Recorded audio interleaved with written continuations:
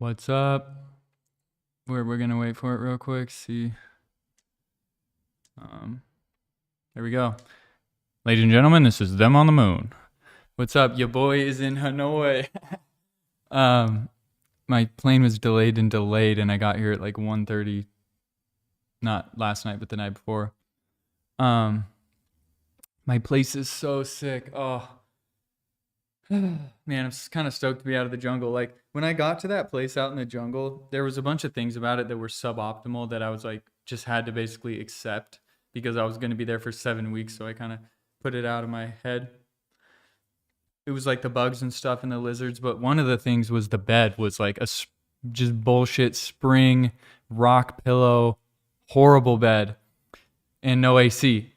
And now, dude, this bed. Bro, I feel like a king. I'm sleeping good. I got the AC. This place is so big too, like literally huge. And I got a whole big ass living room, giant TV, full kitchen, big yard. It's freaking gas, dude. And my host is my neighbor, and he's like so dope, super nice guy.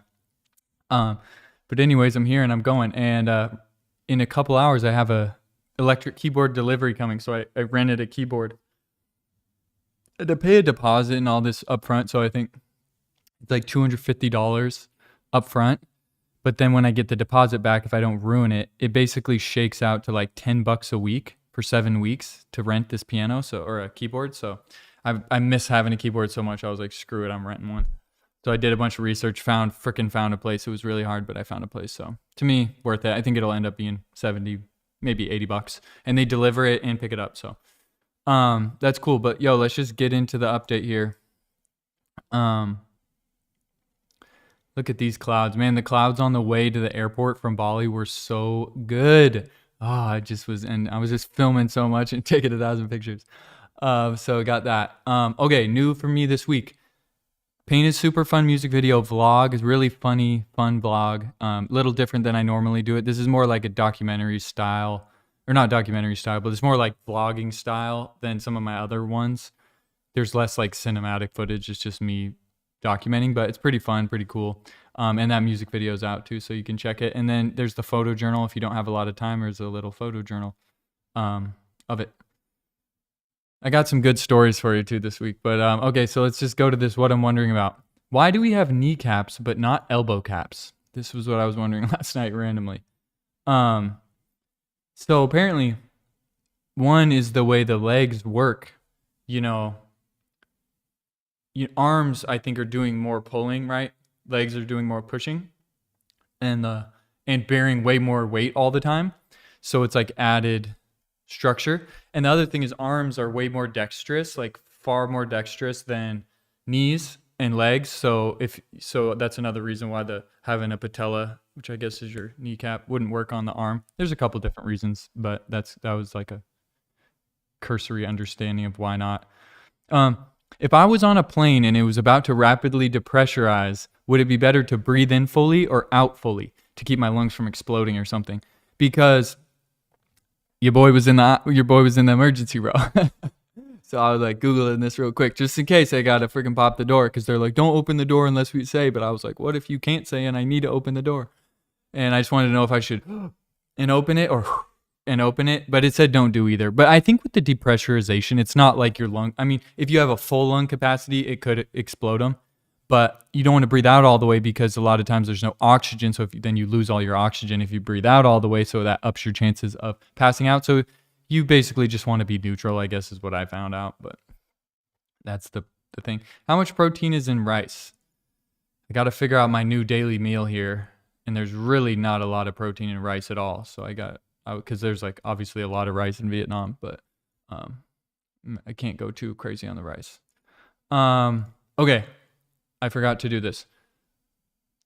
1 second, but so we'll get into what I'm watching, but right before this, I'm gonna find this real quick.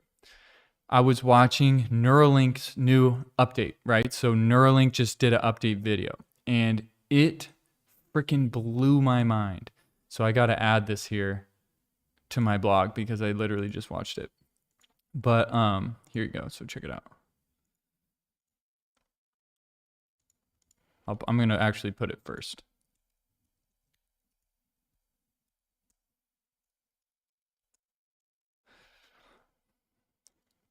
I don't know how to spell it. Neu. Neural link. Is that right? I can't spell. Neural link. Okay. Anyways, this Neuralink update is freaking crazy, dude. I can't believe it. Like, it kind of snuck up on us, I feel like, that they were doing this stuff, but like, there's 7 people now that have Neuralinks in their head that can control things with their brain. It's literally telekinesis. It's like a superhero. It's like these dudes are drawing stuff with a robot arm with their brain. They're playing full Call of Duty with their brain, right? And and it's like, to play Call of Duty, you have multiple joysticks, buttons, right? All this. And these dudes are doing it just with their brain. And it's freaking bananas. So they outline in this video, this Neuralink video, they outline the progress, but they also outline where they're going. And they've been hitting deadlines good, and they're doing really well. And the next thing they're doing is this thing called blind sight, which is for people who are blind to be able to see. And they got all new electrodes. They got all new machines to put the electrodes in the brain. And Elon was saying how you're going to be able to see in X-ray, ultraviolet, night vision, like everything. Like you could just have a bunch of cameras and they pipe straight into your brain, and you can see like all the different spectrums and like have zoom lens, and like it's bananas. And it sounds like a fairy tale, but I genuinely think in a couple years we're going to be there. And then they have a phase after that that's like deeper brain regions for like, they were talking about being able to store memory, right? So you'll have memory storage and all these different things. But you think, oh, they could never do that. But it's like they already got people controlling. They had a dude doing rock, paper, scissors with a robot Optimus arm, because Tesla has the Optimus robot. And Elon was saying how they already have a dude with his brain controlling a hand. Robot hand, controlling it, flips him off, plays rock, paper, scissors. It was just a computer model of the hand, but they took the information from the computer model and just sent it to the Optimus hand later, and the Optimus hand can get it. So it's basically proof of concept. And Elon was saying soon, or not soon necessarily, but eventually you're just going to be able to like remote into an Optimus robot with your brain. So if you have the Neuralink, you can just freaking get in the robot and do shit, which is crazy. I mean, the implications are amazing. This is like an hour-long presentation. So if you watch the whole thing, you'll get your mind blown. It's just, yeah, it's so cool, honestly. It's scary, it's terrifying, it's scary, but it's just absolutely mind-boggling, amazing, the capacity of humans to do this crap. I really can't believe it. It's so cool. Anyways, what else I'm watching? John Bellion interview. I love this dude. He's a legend. It's cool to be able to hear him talk about his process and how he thinks. Excuse me. Another JP talk just dropped. He's been dropping a lot of these talks from his tour, and they're just so good, man, because in a debate setting he gets so angry and weird, and I don't get it. I think since he's off the benzos, maybe it's like he just is less emotionally regulated, is maybe what it seems like. But when he just is able to talk on his own and like get his ideas out, it's really, really, just to me, amazing. I just think it's awesome. Okay, what I'm reading: First Chronicles. I made it through First and Second Kings. Just hit First Chronicles. My morning routine has been decimated. Today is the first day I slept in, I think, in over 2 months. I get up at 5 or 6 every single day, and today I slept until 7:30. Let's go. Maybe just 7, I don't know. But anyways, so I've been doing my morning routine, and I think I'm going to switch it up after my Sabbath tomorrow and try something new, just to see. But we'll see. What I'm listening to, Vienna by Billy Joel. I think I'm going to do a cover of this. I love it. It just, man, once I learned what it was about, I was like, oh my God, the meaning and the vibe of it, just everything changed, and I listen to it so much now, and I love it. Avicii, Wake Me Up. So wake me up when it's all over. Banger. Love it. It's a throwback. And then Future Paywall is going to be here. Okay, this week, glad to be out of the jungle. I said that. My flight. Dude, so I was looking for a kettlebell. I was trying to buy a kettlebell, and I was asking my host, and he's like, there's a gym right there next to the house. I like, look over, and there's like an outdoor gym thing right there. And he's like, it's like $10 a month if you want to just go in there. So I'm going to go check that out tomorrow. And then, okay, the party. This is funny. So last night, it's my host. So my host lives right across the fence with his family. and it was his girlfriend's birthday, and he's like, we're having a party and everything. He's like, you should come over and whatever. So he's like, it starts at 4, but at like 3, there was like a random dude in my yard, and he's like, hey, come see. Or he was speaking Vietnamese. I had to do the translate, but he's like taking a selfie with me, and he's like, come over. So I went over there a little later, just while they were setting up to say hi and check it out. And dude, they had like the biggest speaker set, and just boom, boom, just ripping dance music, like so loud. I was like, and they were just setting up, and all night, dude, not all night, but the entire party was just like breaking my eardrums. I was like sitting there like, I'm losing hearing capacity right now. Just crazy. And then I was like, hey, I'll come back later. So I went and just was working and stuff. And then they had a band. I could hear the band playing with like a saxophone and like ripping it. But I couldn't bring myself to go back over there. I think I was just too nervous, and like no one spoke English when I first went over there. And I just feel like I would stand out so much. And I've been alone for like 2 months. So I'm like, I don't want to go be in a party. And I don't drink. I told him, I was like, dude, I don't drink. I don't eat food past noon.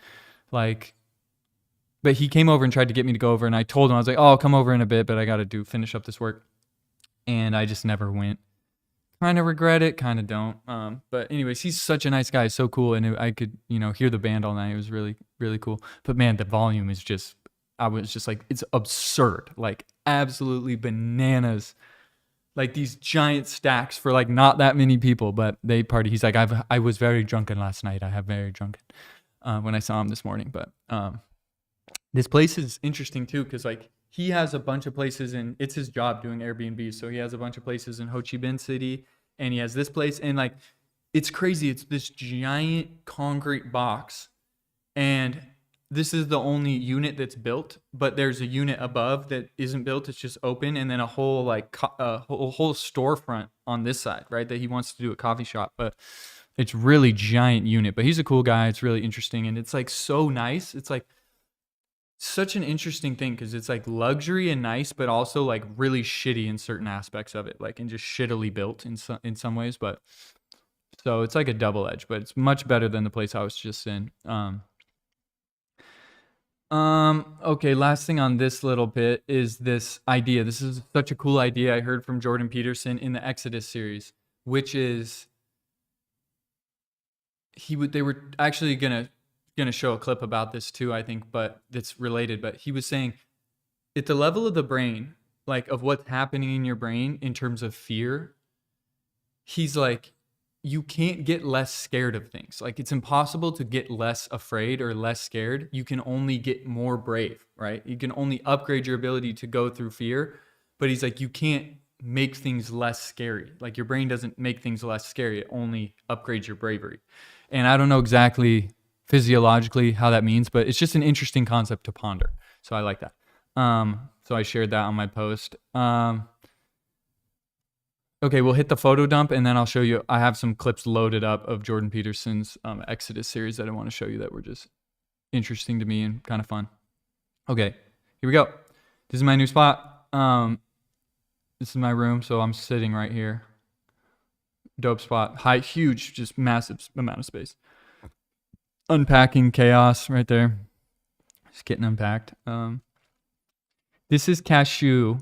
His real name is Mizo, I think, but he's a little guy. He stands outside the door and he says hello when I open the door. Little cutie guy. This is some pretty light that was happening on the wall, shining through the water jug and then just making these cool patterns. So I was like, that's dope. This is my shred level right now. I feel like doing those kettlebell workouts every day got me kind of saucy. I was like, dude, I'm looking saucy after my workout yesterday. But the funny thing is, like, I feel like it's body dysmorphia because maybe I'm the same as I've ever been. And multiple people have told me, they're like, dude, you're looking really skinny. Like, you're looking really thin and skinny. And I was like, fuck. I think I got bigger muscles than ever, but maybe I don't. I don't know. I haven't weighed myself, but I feel like I'm getting kind of jacked from doing the kettlebell workouts, but who knows? Maybe I'm just dehydrated. But it's weird because I feel good a lot of times. I look good a lot of times. I'm like, dang, I feel like I'm looking more jacked, but who knows? Such an interesting experience subjectively. But anyways, this is baby me at Hoop Fest in 2010. So that's 15 years ago. Little me just balling, ripping. My dad sent me that because it's Hoop Fest this week in Spokane this weekend. So my dad sent me this. This is me in the airport, just chilling, which I was there for so freaking long because my plane was delayed. I was in the airport like all day. It sucked. I do not like that, and I was so uncomfortable. It was like a 5-hour flight, and I just could not get comfortable to sleep, and it was pretty rough. Here's a cool leaf bug / grasshopper thing. Interesting guy. Okay, so I've got one other story for you. I'm gonna double check this here. Okay, so two things. One thing is, so at the airport, I'm sitting here, and at this window, there was all these families, and I noticed them as there was like all these dudes that were leaving, and they had like suits and like similar uniforms and backpacks. I don't know what they were, if it was some type of military, if it was some type of thing, but they were all leaving, and all their families were lined up at that glass to wave goodbye, and they're all crying and waving goodbye to this group of dudes. And it was like, I don't know if they were going to school or what they were doing, but all these families, right, are lined up there.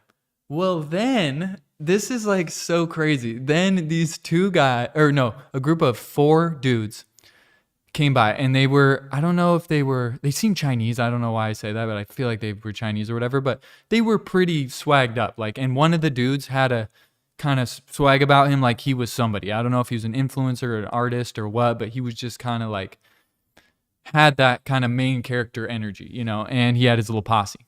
Well, dude, they're walking by all these families, and those families were chilling there for like an hour, just waiting as they're checking the bags and doing everything. So he sees them all and just starts waving to them, right? So they all start waving back at him.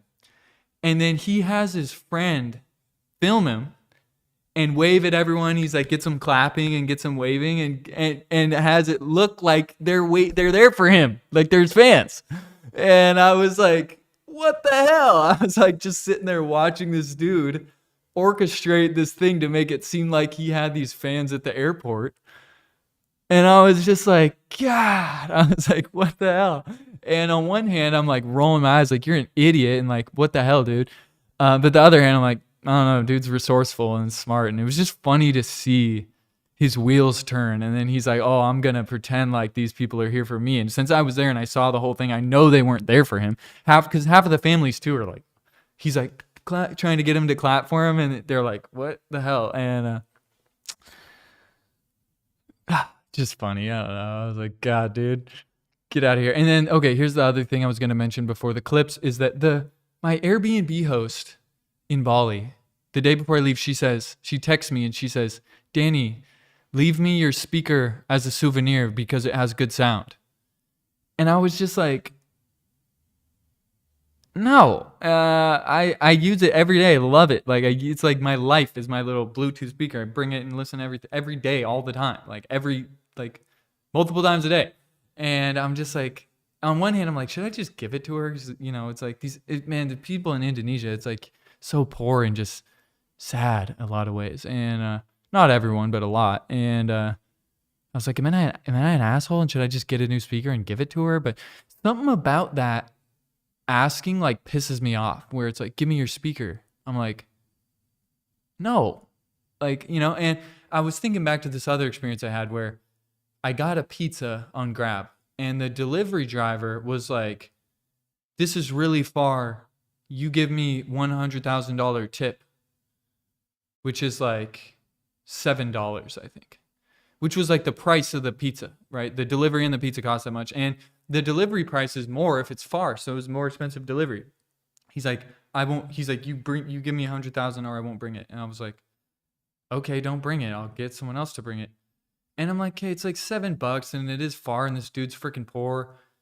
Should I just give him $7? But like, it's so weird because here's the thing. It's like, I would give him $20 if like, depending on the circumstances, if he was a nice dude, but something about him being like, give me money. And he's like, you have money if you're ordering a pizza. Don't be stingy and give me money. And he was like, kept saying that and talking shit to me.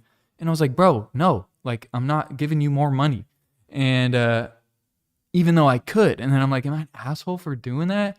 But it's like something about the principle of him like telling me to give him money made me be like, fuck you. And I'll give a tip like that to another dude who's came in the rain or something or whatever, sometimes just because I feel like it, if they're really nice or whatever, I'll give a big tip.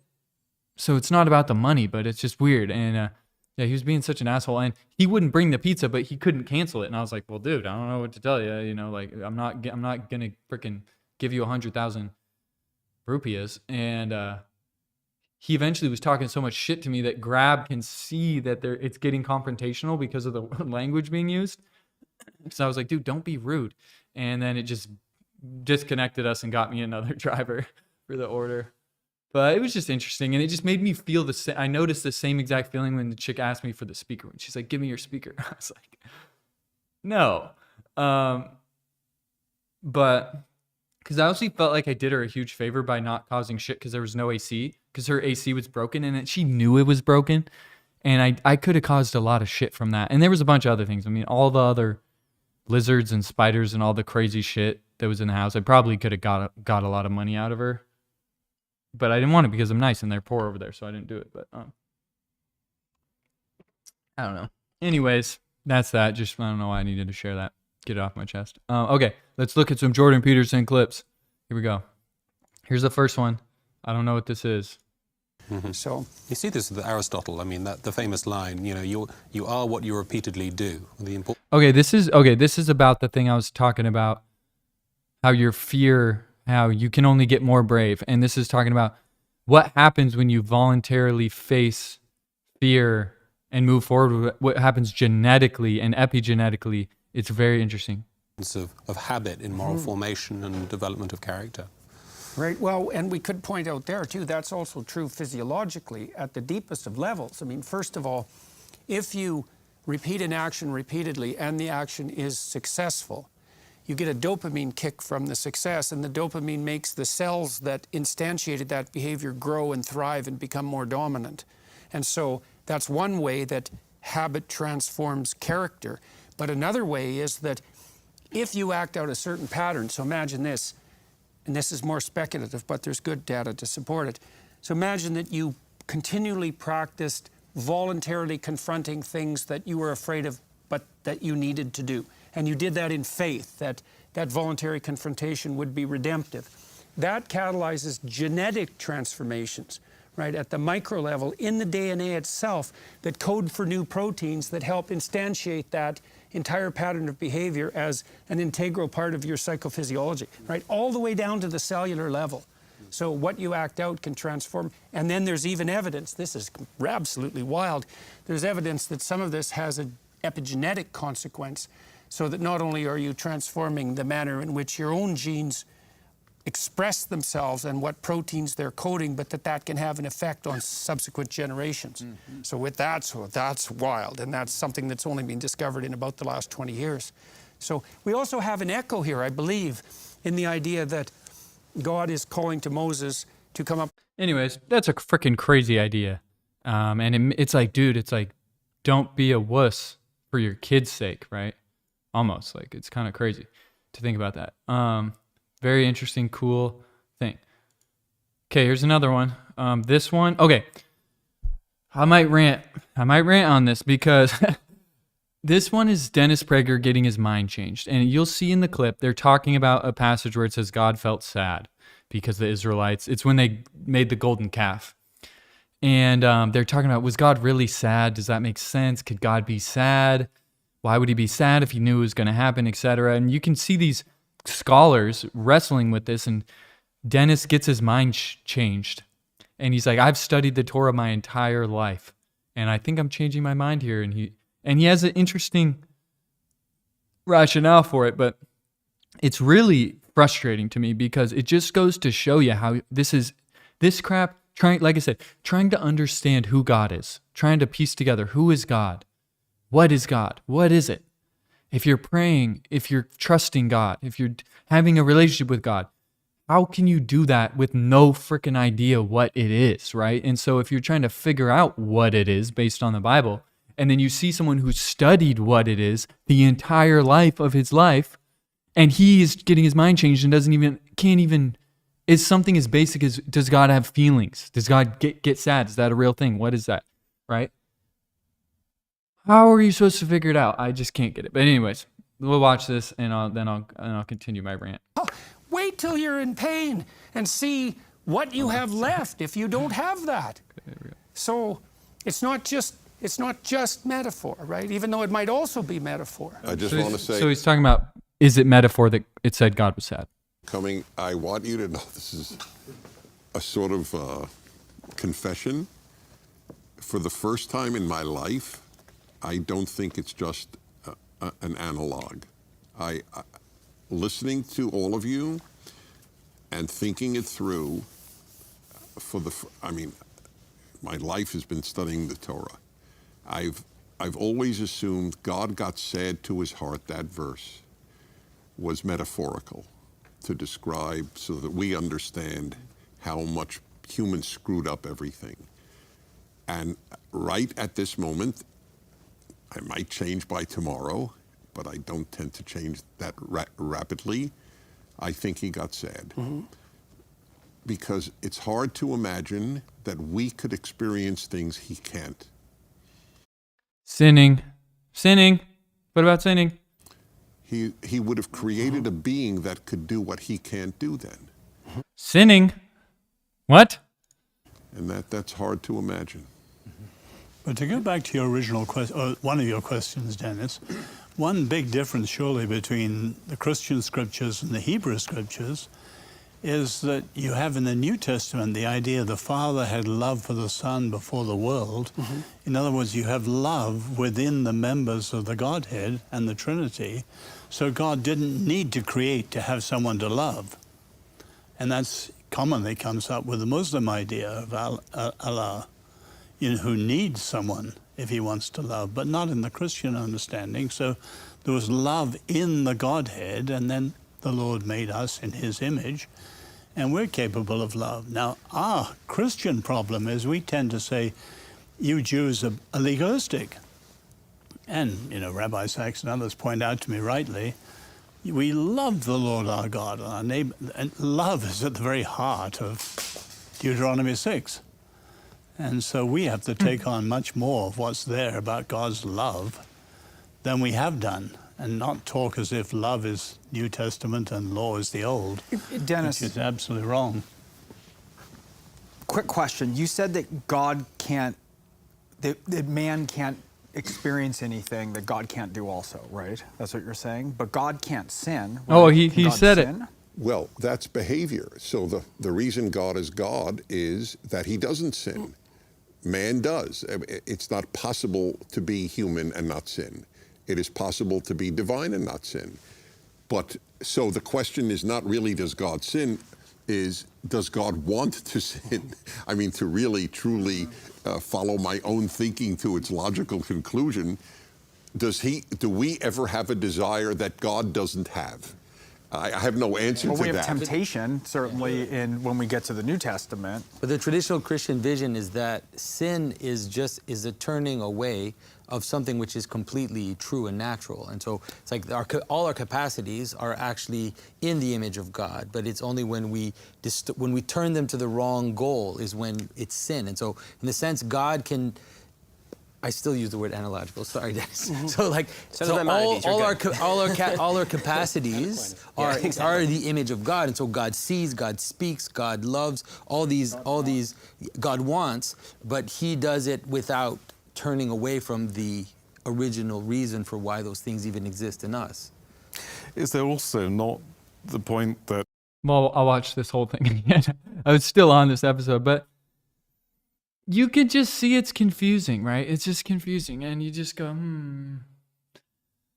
You just go, And I don't really know. It's funny, this thing about Jesus not being God, right? It's becoming a popular idea. I think it's spreading more. But like I was saying, there's this religion and God and Jesus is becoming more popular in the zeitgeist. This is bubbling online of debates and conversations and religious people and religion and all this, and it's starting to just be this pot of turbulence online that I think I'm part of, right? I'm a part of this happening, right? And so, like me exploring. But anyways, I'm posting these shorts from these things of me talking about Jesus not being God, and I don't get a lot of comments usually, but those ones, they get comments, and people are like, "You freaking idiot! Jesus definitely was God. He said he was God. John blah blah blah and blah blah blah blah." And people are like, "Yeah," but people get mad. But here's the thing: is that the more I look into it, I find that like the thing is that John is the only gospel that says Jesus said he was God, right? The other gospels don't say it. And so the idea is that that was a development, right? John made that up. And then obviously way later in the Bible, there's all sorts of stuff about Jesus being God, but that was because of what John said, right? He started that thing. And Jesus was never saying that. It's like later, years later, 40 years later, when the Gospels were written and this stuff was flowing and the church was getting off the ground and all this, like these ideas came into the Bible or came out through John and then got spread. And then the further Gospels and not further Gospels, but further books in the Bible are referencing those ideas, and that's why you have it. But the idea was, did Jesus really say that stuff? And it's a massively contentious issue, right? Because people say, well, he said he was the Son of Man, and the Bible says the Son of Man, and only God can do that, And you can make rational arguments that Jesus did claim to be God. I'm not saying it's complete win, like either way. But that's the thing to me it's sketchy, is that it's not clear, right? It's one of the biggest debates about Jesus I'm finding, is this idea, did he claim to be God, or did he just claim to be like a prophet basically, or the Messiah, right? Which isn't God, depending on how you look at it and the context and the prophecies and how you think about it and everything. So hard to say what it is. But anyways, people are uppity about it. And I know lots of Christians who don't think Jesus was God, but they like Jesus or love Jesus. But you can look at it either way. It's hard. It's not so simple in my opinion, but people have their opinions. I'm undecided. I'm going to reserve full judgment till I read the Gospels for myself, but yeah. Okay, let's see if we got anything else here. Did I forget anything else? Yeah. I think that's everything this week. I got a lot to do.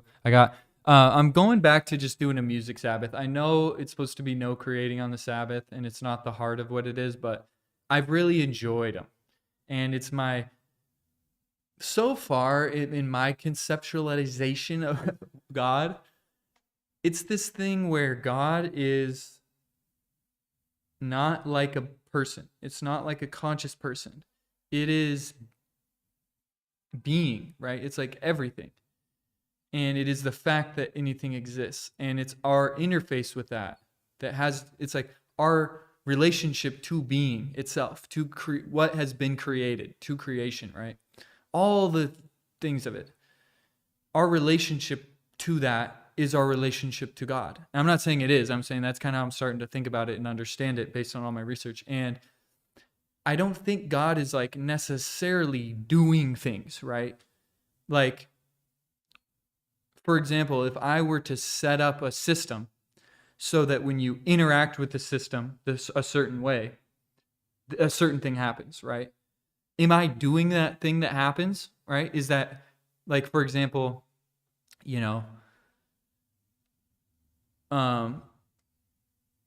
having faith, right? It's like, if the psychological orientation of having faith, because of the way reality is, when you're psychologically trusting in God, right? That idea, that creates a psychological process that yields certain results. People would say when those results are yielded, that was God doing that. But it's just a result of the system, and we think of it like a person. But is it necessarily a person? I don't know. It doesn't seem like a person. I think, and to me, the reason I like this explanation is because it accounts for all the BS in the Old Testament, right? All the death and murder and horrible things. And I was just arguing with this lady the other day about how God condones lying in the Old Testament in, I think it was Kings, right? Where one of the prophets was like, I'm going to send out a lying spirit to deceive one of the kings. I forget the king. But then God's like, bet, do it. And that's lying. So it's like, why is it when, God gives people the power to murder a bunch of babies and win the battle and then go murder all the women and children, right? Like, why is that happening? That's because they're not interacting with a conscious thing that's making decisions and giving commands. They're interacting with a system. And the system just has certain properties, right? That interact a certain way with our psychology and our consciousness. And religion is this way of understanding that. And God is a metaphor for the way that all works, right? in some ways. I'm not saying that's not a very fleshed out idea, but that's just what I'm coming to understand. All that to say, I feel like the best way to commune with that for me is through being present in creative experience. It's like that creative expression when you're just flow state, making a song, singing, expressing your experience, making stuff and feeling good and vibing and just ripping. It's like those moments are the most connected with everything, I feel like. And it, you know, and just moments of quietness, looking at the sunset, meditating, in being peaceful and being grateful for life, being grateful for being healthy and all the cool stuff. That to me is like what the point of the Sabbath is, or like spending time with God, right? Is that based on my metaphor? It's like that's what that would be. So that's how I'm justifying spending my Mondays doing music all day and not working. But anyways, I don't know. Oh, my chest is sore. Push-up city. Anyways, that's everything for today. Thanks for watching. We'll see you next week. I think I'm going to publish a blog post called On Faith next week about faith in God. It's why you can have faith in God even if you don't believe in him. So you're going to be looking forward to that. We're going to try to bust out my Bangkok vlog number 2 soon. And I've also got a song coming out in about 10 days. So you won't see that next week, but you'll see that the week after. Also continue to stream Soldier, repeat, save it, send it to your friends. We're going strong. I'm about almost to a 30 popularity score, I think is when it really gets picked up in the algorithm. So that'd be amazing. Thanks for your support. Don't hesitate to reach out, and we'll see you next week. Have a good one. Peace.